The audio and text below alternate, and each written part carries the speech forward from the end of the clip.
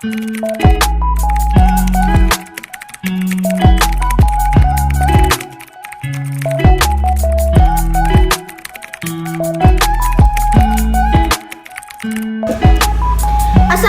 warahmatullahi wabarakatuh. Kembali lagi bersama saya Risma Juwita dan teman saya Ulfa Fitriani dan juga Novita Sari. Nah, di sini kakak akan membahas mengenai perubahan wujud benda. Perubahan wujud benda itu sering terjadi di kehidupan kita sehari-hari. Nah, maka dari itu kita harus mengetahui bagaimana tentang perubahan wujud benda dan harus memahami apa itu tentang perubahan wujud benda. Nah, di sini kakak mempunyai satu teka-teki. Kalian tebak ya. Makanan apa yang manis, lembut, dingin pada saat dimakan dan juga disukai oleh anak-anak. Coba ada yang tahu tidak? Apa itu makanannya?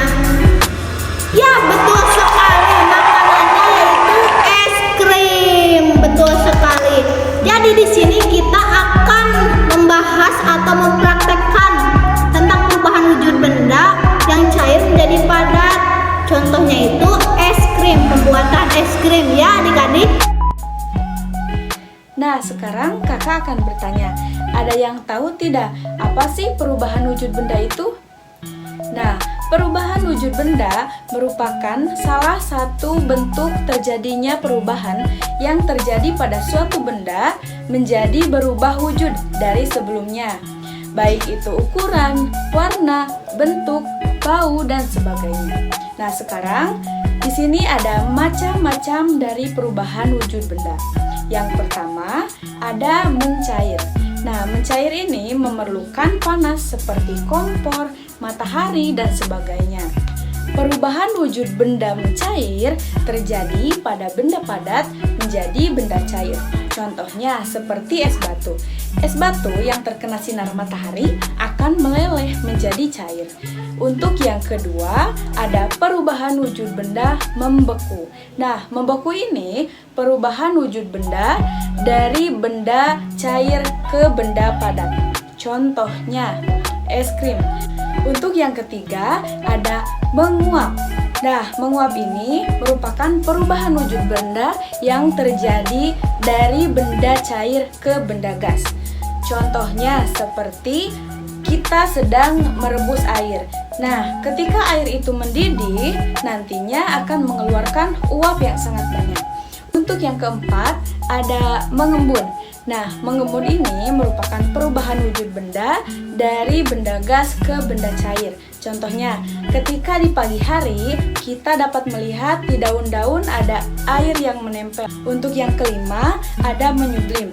Nah, menyublim ini terjadi pada kapur barus ataupun kamper yang nanti lama-kelamaan akan menyusut dan akan habis. Untuk yang terakhir, ada mengkristal. Nah, mengkristal ini terjadi pada sisa-sisa madu yang menempel di botol-botol yang membentuk kristal-kristal. Nah, sekarang kita akan mencoba praktek membuat es krim. Hai adik-adik, jadi di sini sudah terdapat alat dan bahan untuk pembuatan es krim. Yang pertama, kita membutuhkan sarung tangan. Nanti kita ada scan untuk mengocok-ngocok es. Jadi kita membutuhkan sarung tangan agar tangan kita tidak kedinginan. Yang kedua, yaitu kita membutuhkan secukupnya gula. Untuk selanjutnya, kita membutuhkan 6 sendok garam batu ya adik-adik. Nah, untuk selanjutnya yaitu kakak mempunyai es batu. Ini es batunya 1 mangkuk saja, tidak apa-apa ya. Nah, untuk bahan utamanya kakak mempunyai susu. Ini susu UHT, susu full cream ya. Tapi kalian boleh memakai susu apa saja, tergantung selera kalian. Nah, dan yang terakhir ini ada plastik dengan zipper ya. Adik-adik, ini sudah memakai perekatnya. Dan satu lagi plastik yang biasa saja. Mari kita langsung saja ke prakteknya. Nah, sekarang kita siapkan plastik yang tipis. Kemudian kita masukkan bahan utamanya ya. Sekarang kita masukkan susu full creamnya terlebih dahulu ke dalam plastik yang tipis. Kita menggunakan susu full cream ya adik-adik. Kalian juga bisa menggunakan susu yang Ada rasanya. ada rasa coklat, stroberi, kayak gitu ya.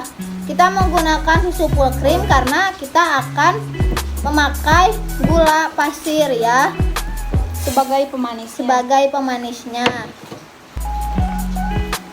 Ini kita menggunakan 300 ml susu full cream ya adik-adik. Tapi kalian bisa menggunakannya bebas ya, mau berapa mili juga.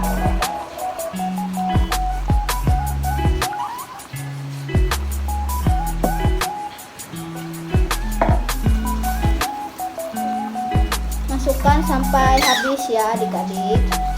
Habis. Nah, setelah itu kita masukkan gula pasir. Masukkan gula pasirnya secukupnya aja ya. Kita menggunakan 6 sendok makan gula pasir ya adik-adik. Nah, setelah itu kita ikat seperti ini ya. Nah, seperti itu adik-adik. Nah, adik-adik, setelah bahan dasarnya dibuat, kita dilanjutkan untuk membuat perantara pembuatan es krim ya, dengan memasukkan es batu ke dalam plastik zipper ini secukupnya saja ya adik-adik. Tapi ini kakak menggunakan 1 mangkuk es batu. Jadi nanti kita bisa mempercepat proses pembekuan es krimnya ya.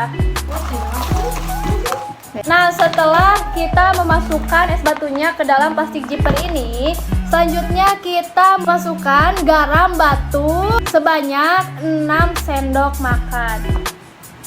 Kita tuangkan saja sedikit demi sedikit ya adik-adik. Boleh nanti juga kita ditambahkan lagi di atasnya adik-adik ya. Nah, setelah itu kita campurkan dengan es batunya ya adik-adik. Setelah itu kita masukkan saja bahan dasarnya ke dalam plastik zipper ini, yang kemudian bisa ditambahkan es batu di atasnya agar proses pembekuannya menjadi merata.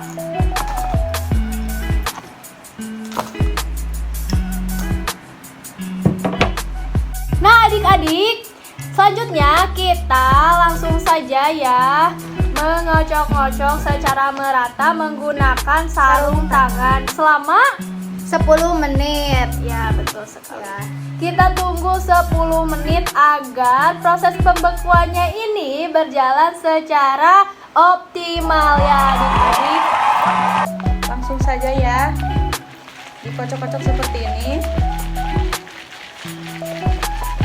Nah, jadi adik-adik, proses pengocokan ini akan membuahkan es krim yang sangat lembut dan tidak seperti es batu ya adik-adik. Jadi ini teksturnya nanti akan lebih lembut. Sekarang udah mulai padat ya. Nah adik-adik, jadi kita bisa melihat ya di sini teksturnya cukup padat ya. Ini untuk es krimnya ini terlihat sudah cukup padat, tetapi kita masih ada beberapa waktu lagi untuk melakukan proses mengocoknya. Bisa dilihat ya perubahannya. Nah, adik-adik bisa dilihat ya dalam pembuatan es ini sudah terjadi perubahan, asalnya mencair menjadi membeku. Dalam pengocokan ini kita harus banyak-banyakin sabar ya, karena mungkin akan terjadinya dingin tangan sehingga kita menggunakan sarung tangan ya. Jadi kalian juga harus menggunakan sarung tangan ketika dalam proses pengocokan atau pembuatan es krim ya. Nah, sepertinya udah membeku ya adik-adik. Kita buka es krimnya. Kita tuangkan es krimnya ke dalam mangkuk. Kita buka dulu ya. Nah, kita nih udah membeku. Ini kita bikin 2 ya plastiknya supaya nggak bocor. Aduh, susah ya. Sabar ya adik-adik. Nah, kita tuangkan ya ke dalam mangkuk.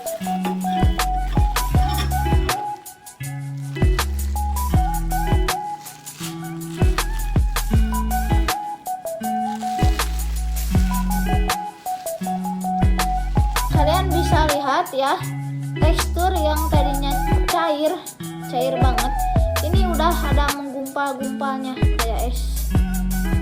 Nah, adik-adik, ini dia tekstur akhir dari pembuatan es krim.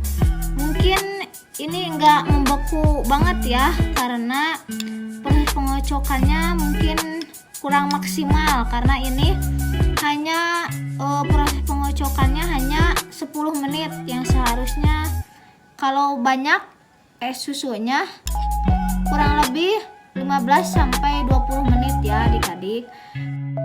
Nah, dari percobaan ini kita bisa lihat wujud dari susu di awal pembuatan es krim itu mencair, dan wujud susu di akhir pembuatan es krim ini padat ya atau membeku.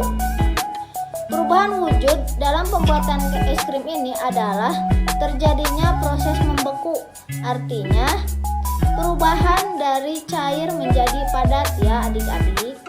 Nah, mengapa dalam pembuatan es krim dibutuhkan es batu? Karena es batu dapat menyerap kalor atau panas dari adonan es krim sehingga es krim dapat cepat membeku. Dan fungsi garam dalam pembuatan es krim yaitu untuk menurunkan titik beku pada es batu sehingga es krim dapat cepat membeku. Jika kita tidak menggunakan garam, maka es krim tidak akan membeku. Justru es batu dapat mencair karena menyerap kalor atau panas di sekelilingnya. Nah, adik-adik, kalian bisa mencoba tutorial seperti ini di rumah ya, dan kalian bisa melihat perubahan wujud benda dari cair menjadi padat. Nah, mungkin itu saja yang bisa kakak sampaikan. Semoga bermanfaat untuk kalian semua. Kakak pamit undur diri. Terima kasih. Wabillahi taufiq wal hidayah. Wassalamualaikum warahmatullahi wabarakatuh.